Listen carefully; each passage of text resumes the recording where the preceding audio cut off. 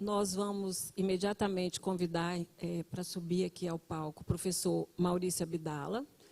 O professor Maurício, eu vou apresentá-lo, né, rapidamente.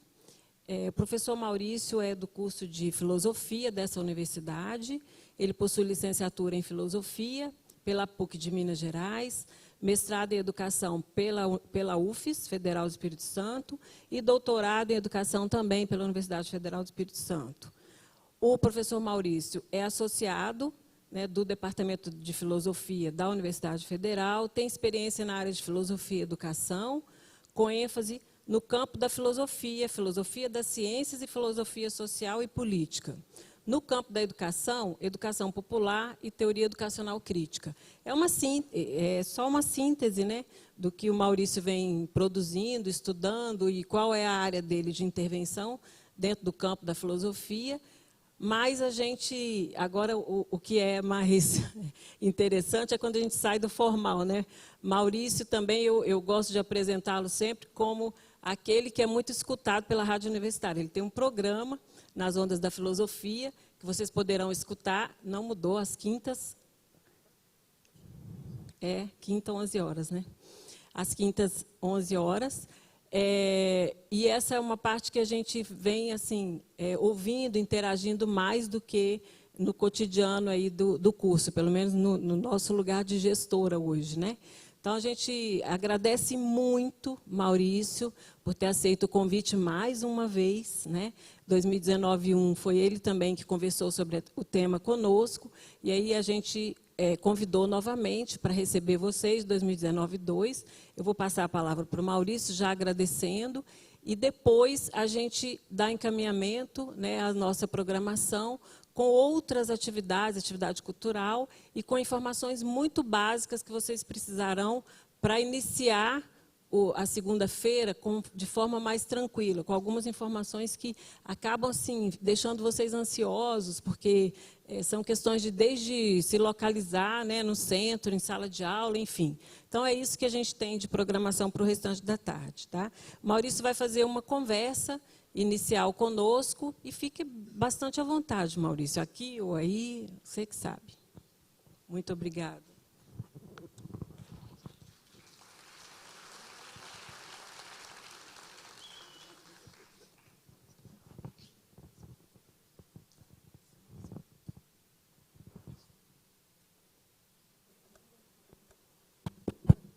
Está dando para ouvir?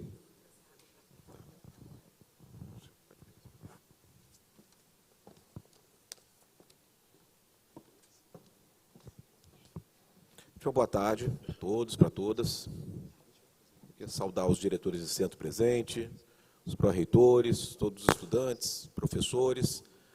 Agradecer à professora Zenólia pelo convite de estar aqui mais uma vez, fazendo uma fala de recepção dos calouros, principalmente nesse momento delicado que nós estamos vivendo, não só no campo da política, da economia, mas principalmente no campo do saber, da razão, da ciência e de tudo aquilo que a universidade representa para uma sociedade madura, uma sociedade moderna. Bom, primeiramente eu queria, evidentemente, desejar a vocês as boas-vindas, porque é disso que se trata esse momento, a recepção dos calouros, das boas-vindas, recebê-los aqui na universidade. Vocês estão chegando, vocês estão vindo e nós os estamos recebendo. Mas tem a pergunta, bem-vindo aonde? Aonde que vocês estão chegando? Aonde vocês pensam que estão chegando e onde vocês pensam que estão sendo recepcionados? É possível que na cabeça de cada um tenha uma ideia distinta a respeito do que seja a Universidade Federal, e, em particular, a Universidade Federal do Espírito Santo. Porque quem não está aqui dentro recebe, por outras vias, as informações do que se faz aqui dentro, nem sempre consegue acompanhar o cotidiano, principalmente no contexto de ataque ao que representa a Universidade Federal. Em alguns momentos é quase como ouvir a fala do inimigo. É como se você estivesse como você estivesse testemunhando uma briga de vizinhos e quisesse saber o motivo da briga ouvindo só um lado, ouvindo só o vizinho inimigo do outro. É claro que a imagem que o vizinho vai passar do outro é a pior possível. Daí a necessidade de você também escutar o que o outro vizinho teria a dizer. Mas, infelizmente, nossos meios de comunicação, em função até do seu comprometimento com os grupos privados de educação,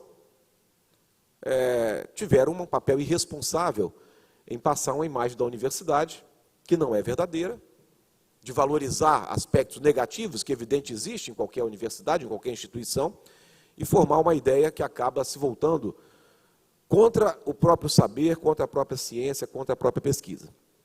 Bom, mas na cabeça das pessoas, principalmente dos alunos que entram, pode ter algumas ideias a respeito do que vai enfrentar na universidade.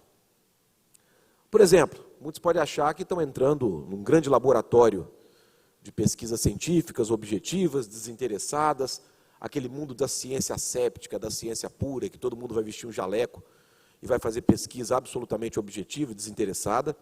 O mundo da ciência pela ciência, sem nenhuma relação com o que acontece fora da nossa sociedade. Outros podem enxergar a universidade como uma grande escola de formação profissional e técnica, que vai garantir o emprego ou a empregabilidade a partir do diploma. Então, estou entrando lá para garantir uma formação profissional, e acha que é só isso. Outros podem pensar que está chegando numa escola que vai trabalhar um nível de educação que está depois do ensino médio. Eu sou obrigado a fazer, porque meus pais exigiram, né? Porque se eu parar de estudar não pode, então eu tenho que fazer ensino fundamental, ensino médio, depois que eu tenho que fazer, tenho que entrar na faculdade. É um nível de ensino, nível de estudo obrigatório, a gente às vezes não sabe nem por que está aqui, e muitas vezes para agradar aos nossos pais. Mas pode estar na cabeça de alguém, ou de alguns, que a universidade é um grande parque, onde reina a liberdade de fazer tudo o que quer, uma ilha sem lei, que marca a entrada dessa pessoa na vida adulta, na vida independente, que aqui pode tudo, e que às vezes até o estudo atrapalha um pouco, né? Essa coisa de aula e de estudo acaba atrapalhando esse meu desejo de viver uma vida totalmente livre e o que marca a minha maturidade. Mas outros também podem ver a universidade como um lugar perigoso, cheio de ideias estranhas, ideias contrárias àquilo que a gente vê nos jornais, àquilo que a gente vê na TV, ideias contrárias àquilo que a gente recebe no WhatsApp. Como assim aquele meme não é verdadeiro? Como assim, para entender as coisas, eu preciso ler um livro? Não basta eu abrir a minha rede social e ver uma foto com umas meia dúzia de palavras? E aquelas ideias estranhas. Questiona a fé, questiona os princípios familiares, pode questionar a sexualidade, quase uma espécie assim do reino do capeta, dentro do qual a gente precisa estar munido com uma fé fervorosa, o escudo protetor de uma fé inabalável. Cuidado com a universidade. Quem de vocês já não ouviu isso? Eu tenho certeza que entre vocês tem gente que quando soube que você passou, né, no Enem e vai entrar na Universidade Federal, que pode ter feito até uma sessão de oração para evitar que as ideias desse mundo não contagiem. Bom, todas essas ideias estão erradas, isoladas, estão erradas, em si mesmas estão erradas. Mesmo que elas se referenciem em algum aspecto real da vida acadêmica, mesmo que elas se referenciem a aspectos reais da vida acadêmica, elas não captam o que é a totalidade da universidade. É claro que a universidade é o espaço da ciência e do saber. Então, vocês vão se formar como cientistas, como pesquisadores, então tem esse aspecto. É claro que é um espaço que forma também profissionais, vocês vão sair daqui qualificados para o exercício de uma profissão. É certo que ela representa também a continuidade dos estudos no nível superior, no nível após o ensino médio. É certo também que ela se constitui num espaço de liberdade, sim, um espaço de autonomia, um espaço de independência, um espaço de vivência da vida madura, embora eu tenha alguns alunos até de 50 anos, 60 anos que não descobriram isso ainda. Mas é um espaço de autonomia e de vida emancipada, ou pelo menos deveria ser. É um espaço em que vocês são responsáveis pelos seus estudos, vocês são responsáveis pelas suas ideias. Não tem cadernetinha para anotar o que os alunos fazem de errado. Quando o aluno não lê o texto, eu não tenho lá como anotar na caderneta para o pai dele cobrar. Vocês são responsáveis por isso, então é espaço da independência, e evidentemente que a conquista da autonomia, da emancipação, da vida adulta nos traz uma série de liberdades. E é também correto dizer que a universidade sim questiona a nossa compreensão ingênua do mundo e torna a nossa relação com as coisas uma relação mais crítica, mais madura e, obviamente, diferente da maneira como nós tratamos na família, como nós tratamos nas igrejas, como nós tratamos nas conversas cotidianas. Não se trata de uma derrubada dessas ideias, mas de um acrisolamento e do amadurecimento das ideias que circulam em outros espaços, muitas vezes de maneira ingênua. Só que cada uma dessas ideias sozinhas, elas tendem a ser exageradas, distorcidas e resultam numa grande confusão acerca do que é a universidade. Uma confusão que, infelizmente, tem crescido e tem funcionado como argumento no nosso meio, por parte de pessoas que desconhecem totalmente o que se passa dentro da universidade e o papel da universidade. E, infelizmente, nós temos como exemplo um ministro da Educação que não tem a menor ideia do que se passa no ambiente acadêmico, ao caracterizar as nossas atividades como balbúrdia. E quando nós temos no topo alguém que desconhece a universidade, que despreza a pesquisa e que despreza a relação das nossas pesquisas e do nosso saber com o mundo cotidiano, é sinal que a situação está bastante grave. Por isso eu queria pedir para vocês que, pelo menos provisoriamente, suspendam as pré-compreensões que têm da universidade, os preconceitos que têm a respeito da universidade. Ela é muito mais do que qualquer ideia prévia pode sugerir, ela é muito mais do que qualquer ideia fragmentada possa nos apresentar. Para a gente entender melhor a universidade, eu proponho que a gente mude a pergunta que eu fiz no começo, em vez de perguntar, bem-vindos aonde? Que a gente pergunte o seguinte, bem-vindo quem? Quem são vocês? E bem-vindo de onde? E que a gente se pergunte isso, quem somos nós? E de onde nós estamos vindo? Para depois entender o que significa a vinda de vocês, a entrada de vocês na universidade.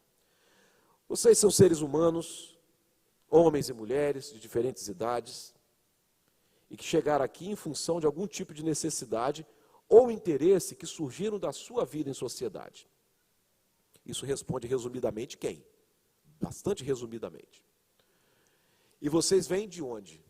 De outros espaços e instituições que compõem a mesma sociedade da qual a universidade é parte. Sua família, seu emprego, sua igreja, seu bairro, sua cidade, seu território, seu grupo de amigos, sua associação, seu sindicato, seu partido, seu coletivo. Tudo isso são instituições que formam a mesma sociedade que é formada por outras instituições, dentre as quais a universidade. Então, a vinda de vocês para cá não é a vinda de seres abstratos em um mundo diferente e especial, de seres abstratos a um mundo diferente e especial, como se estivesse chegando alguém num mundo diferente, mas é o deslocamento de seres humanos concretos de um plano para outro, dentro das mesmas relações sociais. Vocês não estão vindo de outro lugar para um lugar especial. Vocês são seres que estão envolvidos em outras instituições e se deslocam, não definidamente, mas provisoriamente, temporariamente, de onde vocês estão para uma outra instituição que pertence a essa mesma sociedade, que constitui essa mesma sociedade. Explicando melhor, no mundo concreto, não no mundo ideal da relação entre calouros e estudantes e universidades, nós não estamos recebendo calouros e calouras no mundo universitário abstrato como se fosse a entrada de bruxos e bruxas na escola de Hogwarts. Não é isso que vocês estão simplesmente saindo do lugar, vocês são seres concretos, que só existem em relação com outros seres concretos, com outros seres humanos em sociedade, com a natureza, e não se pode pensar nem vocês e nem a universidade sem considerar esse conjunto de relações. Bom, se vocês são, e se nós somos, se a universidade é esse conjunto de relações dentro de uma mesma sociedade, é sobre essas relações que nós precisamos pensar um pouco ao falar da nossa inserção, no caso é de vocês, que está iniciando agora, no mundo acadêmico. A água veio? Me dão um segundo para eu tomar uma aguinha? Porque ela está aqui atrás. Eu não tenho como falar e pegar ao mesmo tempo. Oi. Ah, está escondida aqui embaixo. Tem uma água escondida aqui embaixo.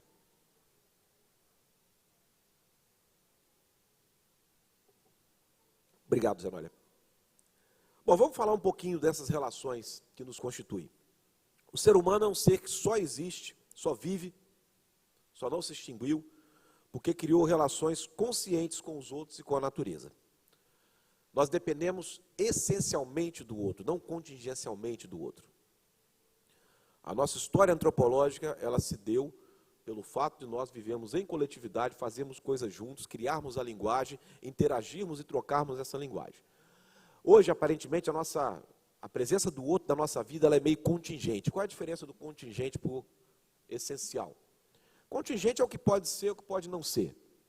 Essencial não pode não ser. Por exemplo, você vem de um ônibus para cá, sentar na cadeira do lado da outra pessoa é contingente. Ela pode estar lá ou pode não estar lá. Você não depende dela para vir de ônibus para cá. Mas você depende das pessoas que construíram o ônibus, que pensaram o ônibus, que inventaram o ônibus, que criaram o combustível, que inventaram a locomoção, que inventaram o motor.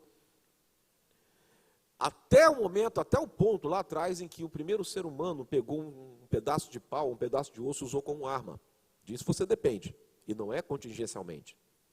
Você não depende do seu vizinho, que às vezes você nem conhece, e que passa por você e não cumprimenta. A sua relação com ele é contingencial.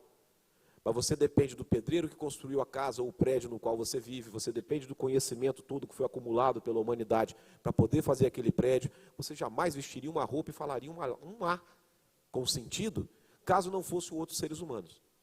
Logo, a nossa relação com o outro, ela é essencial, faz parte do nosso ser, faz parte do que nós somos. Sem o outro, nós nem riríamos, porque não teria motivo nem para quem você sorrir. Então, isso a gente precisa pensar. Nós dependemos essencialmente do outro ser humano. E dependemos essencialmente da natureza. Cada célula do seu corpo é resultado daquilo que nós tiramos da natureza, comemos e ela se transformou nas nossas células. E curioso, aí também na dependência com a natureza, no nosso mundo atual, ninguém foi lá colher, ninguém foi lá plantar. Também está embutida a nossa relação essencial com cada outro ser humano. A sua célula é social. Cada tecido do seu corpo é social. Você não produziu a comida que se transformou em cada tecido do seu corpo. Você é o outro. Nós somos o outro. E já que essas relações são conscientes, elas precisam de parâmetros e de normas de aceitação coletiva e de obediência necessária coletiva, que digam o que é certo e o que é errado nessas relações, o que é bom, o que é ruim para manter essas relações ou para destruir essas relações, o que é justo, o que é injusto nessas relações, quais as decisões que são melhores, quais valores são mais importantes e diversas outras coisas das quais dependem as nossas relações. O conjunto desses parâmetros e desses imperativos de conduta, ou seja, o que é que você deve ou não fazer, é o que se chama de ética. É isso que nós chamamos de ética. Ela não é um conjunto de normas prescritas, escritas num código, mas é a base sobre a qual nós construímos nossas relações coletivas e com o meio ambiente. É um assunto bastante novo, mas de extrema importância também, a ética na relação com a natureza. A discussão da ética não só na nossa relação com os seres conscientes, nós, mas também com a natureza. Que nós, por não termos essa relação e nenhuma ética na relação com a natureza, nós estamos chegando à beira de um abismo ecológico, conforme eu vou mencionar rapidamente daqui a pouco. Bom, a ética só tem sentido porque o ser humano vive rodeado de um mundo e de pessoas da qual depende a sua existência. Sem a natureza e sem as pessoas, nós seríamos absolutamente livres para fazermos o que quiséssemos, sem nos preocupar com as consequências de nossa conduta, mas não seríamos o que somos. Tá? Não existe ser humano sem essas relações, nós não seríamos isso. Então, só teríamos liberdade no mundo sem ser humano, mas não teríamos consciência, porque não teríamos linguagem, não teríamos a sociedade que a gente tem. Consequentemente, tá? Nós somos um ser também essencialmente ético. A ética não está relacionada a uma parte específica da nossa vida social, que pode ser separada e guardada de acordo com a conveniência. Igual quando a gente fala assim, não, eu agora como aqui eu sou estudante, mas lá fora eu sou outra coisa, aqui eu sou professor, mas ali da empresa eu sou outra coisa. Ela não é parte separada. Ela é a base de toda a existência social que se constitui de relações. Não existe indivíduo humano fora dessas relações e com os outros, como já deve ter ficado claro a essa altura da minha fala. Por isso, o outro se constitui também na minha essência e, consequentemente, minha relação com o outro, com o ser humano e com a natureza, tem que ser pensada com cuidado e levada a sério em cada momento da sua vida, em cada momento da nossa vida. Daí, estou entrando na universidade. Não é um pensamento só de que eu serei nessa universidade, mas como a minha relação com o mundo, comigo mesmo, com os outros, com a natureza, tem a ver com essa minha presença na universidade e vice-versa, como a minha presença na universidade tem a ver com esse mundo, com essa natureza da qual eu dependo para viver. É por essa razão que nós devemos pensar a vida acadêmica, o que queremos com a formação universitária, a forma do exercício das nossas profissões, tudo isso pautado em questões éticas. A ética é o que organiza os nossos valores e nos permite responder questões, por exemplo, dá alguns exemplos de questões que precisam ser respondidas a partir de uma base ética. O que é mais importante? O sucesso individual ou o bem-estar coletivo? Até mesmo perguntar a relação que tem o sucesso individual com o bem-estar coletivo. Como se deve tratar os que cometem atos delituosos? Vale mais os direitos da pessoa humana ou o desejo de fazê-lo sofrer pelo que fez? Qual o limite para o crescimento econômico? E como ele se coloca diante da necessidade de preservação da natureza e em relação ao direito de povos que dependem da preservação de certos ecossistemas, como de maneira mais patente no Brasil, os povos indígenas, que estão sendo massacrados por garimpeiros, diante do silêncio das autoridades que deveriam reprimir, inclusive da negação de assassinatos de lideranças indígenas que estão sendo invadidas por garimpeiros. Como se relaciona o interesse pessoal de ganho financeiro e o cumprimento rigoroso das leis e do respeito ao outro? O que vale mais? A vida de pessoas, a preservação da natureza, os rios, os animais, ou os valores das ações de uma empresa, seja ela uma mineradora, uma siderúrgica ou uma empresa de celulose? O que vale mais? Quem merece mais a nossa atenção? Quem merece mais o nosso saber, a nossa razão? O que importa mais? A vida de um jovem negro de periferia ou os bens de um jovem de classe média? O que importa mais a quem detém o conhecimento sobre a vida e a saúde, seja na medicina, farmacologia, bioquímica, agronomia, biotecnologia, etc. O que importa mais? O pagamento de serviços, o financiamento da pesquisa, ou a vida e a saúde de todos os seres humanos e da natureza. Tudo isso são questões que a gente vai enfrentar, seja na nossa vida mesmo de produção, de pesquisa, de vida intelectual, seja na conversa com os amigos, seja num debate em sala de aula, em alguma disciplina. E todas essas questões não são respondíveis tecnicamente, não são respondíveis por números. No final das contas, a base que vai ajudar-nos a responder essas perguntas é a base ética que nós desenvolvemos.